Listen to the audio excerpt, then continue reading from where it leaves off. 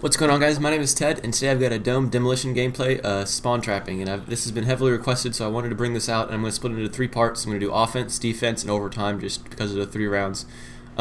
First off, I'll go ahead and say your class for offense needs to be either a low recoil gun that can handle medium ranges, or an assault rifle. Those are the 2 options. I preferred the MP7 because it's got low recoil, and right off the bat, you're going to want to take the left flank to B Demolition. I'm going to go kind of faster, so try to pay attention really good. The B Demolition bomb site is very important to plan off first because the spawns are more preferable this way after you plan it off. So come right over here. Don't let anyone go over to the A side. The A side, you've got jeeps that are going to explode. They're going to kill you. You're not going to have a better opening route that way. Plus, more people come to that side, and you want to plan off the bomb over here. Just get at least 2 or 3 guys, form a triangle around you. Make sure they can protect you as you plant the bomb off. One more quick note that I'm going to say for this side is this is the bad side. This is the side that you only have once. You've got the defense side twice. So you do not want to get too worried about your score after this round. I think I go like a 4 KDR after this round, but I ended up coming up this game with 120 kills and 16 deaths, I think, something like that, and also get double Moabs throughout this game. So I get two Moabs, 120 kills. And this round had very little part to do with that. The first round is the worst. Once you get past this, you start doing very well.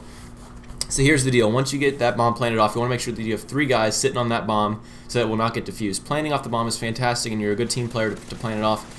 But if you don't hold down that bomb and make sure that it actually gets planted off and the bomb explodes, until that happens, you've really accomplished nothing. The spawns will not change until after the bomb is off and your team is pushing in toward those new spawns.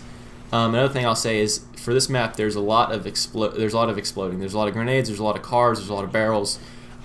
Between the barrels and the cars, I've died numerous times. The spawns are bad. Everything. So many grenade spams and stun grenade spams. Make sure you've got on blast shield. You'll see here I don't have it on. However, I am using specialist, and it's my first streak that I get. So after 1 kill or 1 bomb plant, I get the blast shield perk. So that's a huge thing. Make sure you've got that on. Explosions are very plentiful in this game. And you'll see here, we're not even doing a very good job right now. The people are out of their spawns. We're not doing well. I'm not with a very good team. But it shapes up. Never get discouraged in this game mode. The only thing I can say is, like right here, I don't have a very good team, but we get our act together by a lot of cooperation, a lot of coordination. You want to make sure that you got a team that you can communicate with, and they don't get pissed off very easily. I play with a few guys, and I can tell right away with my team just by how they communicate and whether they actually talk or not. I can tell whether they're going to be a good team to spawn trap with. If you got people that just rage at everything, like every single time they die, I have some people that'll rage at every single death. And you don't want people like that. You want people that can take a death, take a few deaths in a row, maybe even go on a death streak before they get their act together, push into the spawn, and trap these guys. You'll see right here, they're trapped in the cave. We've got them completely surrounded so that they're only going to spawn in the cave, and right out here behind me. That's why I keep watching my back. I thought I had a teammate back there, but I didn't. It's all about watching your radar, knowing exactly where the spawns are going to be. And at any given time, based on where my teammates are, and I kill someone, I can tell you to the exact spot where someone's going to spawn at. That's why whenever I kill someone, I always switch up my position because I know where they're going to spawn at. I know every spawn on this map. There's only 6 of them. There's 1 back here, there's 2 in the dome, and there's 2 in the cave. 1 in the front of the cave, 1 in the back of the cave, 1 in the left and right of this dome, and then 1 emergency spawn is back near the fences behind me right now, which is why I keep checking my back. And you'll see there, the dome is a very bad spot to be in because you're in the middle of all the spawns. There's 2 spawns to the left, 2 spawns to the right, and 2 spawns around you. And that's a really bad spot to be in. You don't want to be in a spot where there's spawns around you. You want to either be in front or behind the spawns. I know I'm kind of throwing a lot of information out there, but this is a heavily requested video, and spawn traps are not something that anyone can pull off. There's a huge misconception out there that, oh, it's so newbie to spawn trap, and I'm sure I'm going to get comments on this video, oh, it's so newbie to spawn trap, you know, it takes no skill, anyone can do it. Guys, it's taken me 3 years to even get strategies down pat for learning how to spawn trap. There's so many things and so many variables to a spawn trap. Especially good people. Like, this was a very good team. This was not Christmas noobs we're playing against. A couple guys in this game were ranked better than we were in Demolition.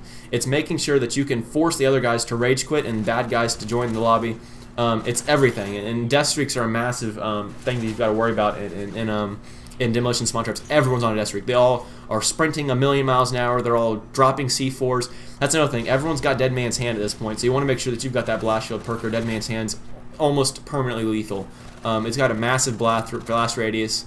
It's just, I hate death streaks so much, but they're a massive problem with spawn traps. There's something you need to counter. The other thing is making sure you got these FMG Akimbos. These FMG Akimbos are monster guns, especially in a spawn trap. They can get triples, multis, and you'll be seeing all that in the next video. So this is the offense. That's a general strategy. I'll do more of these in depth later on because I know I didn't cover nearly anything of what I need to cover.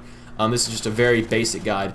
Directly after this, maybe tomorrow or maybe at the same time as I post this one, I'll post the defense, which is the next round of this. The final score of this round was 28-8, I think, something like that. It was not a very good score, but I do get my specialist bonus leading into the next round, and the kill streaks do carry over. So I've got my specialist bonus ready for the next round, and this life leads me to a Moab. So check out the next part of the gameplay. I get 2 Moabs in the next part of the gameplay. Pretty awesome. Check it out. It's the defense side. There's a whole different strategy, and I'll link you to that right now. At the end of this video, I'll post a black screen where I'll link you to the second part and then the third part also. You can watch it after this. Make sure you watch them in order, guys. And the next part's very important as well. Check it out. I'll catch you later. Bye.